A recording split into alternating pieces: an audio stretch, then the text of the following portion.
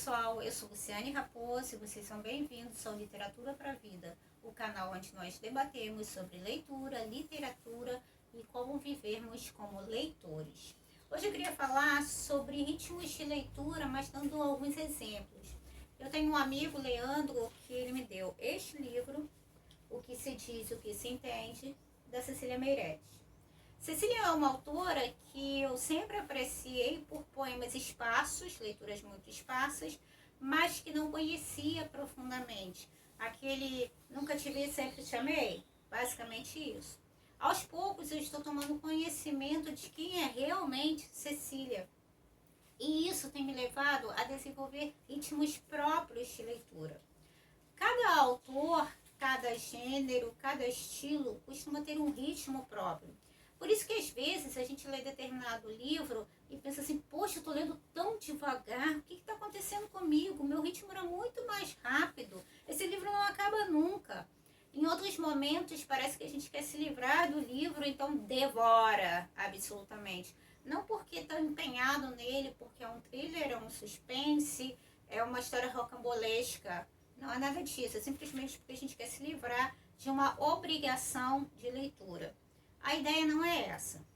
Quando eu leio crônicas, principalmente, e poemas, que esse aqui é outro livro da Cecília, chama-se Poemas Italianos. A Cecília, por exemplo, ela tem um ritmo próprio, ela tem um estilo onírico, ela tem um estilo mais sonhador e muito musical em alguns aspectos. Tanto que Cecília Meirelles é muito conhecida pela sua musicalidade nos poemas infantis. Da mesma forma, por exemplo, os poemas italianos, oriundos de uma viagem que ela fez à Itália, eles são muito imagéticos. Você lê o poema e já imagina aquela cena na sua cabeça. É como se nós estivéssemos presentes ao Coliseu, a Pompeia e a uma série de outros lugares. Eu tento, na medida do possível, ler poemas e crônicas aos poucos. Acho que são livros para nos fazerem companhia, exatamente como alguns clássicos.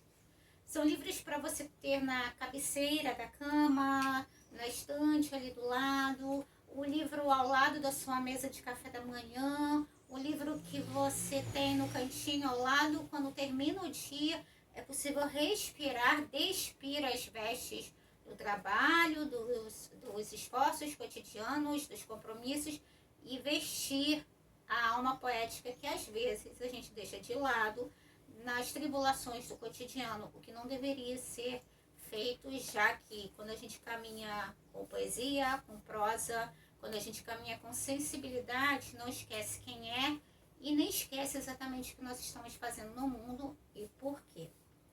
Mas falando sobre isso, Cecília Meirelles, ela tem um jeito onírico e mágico, tanto nas crônicas, esse livro de crônicas, o que se diz e o que se entende, ele trata muito de viagens, principalmente à Índia.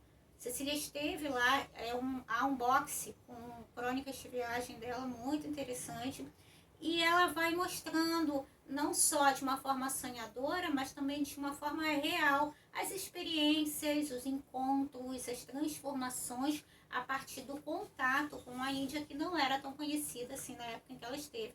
Foi mais ou menos na década de 50, por aí.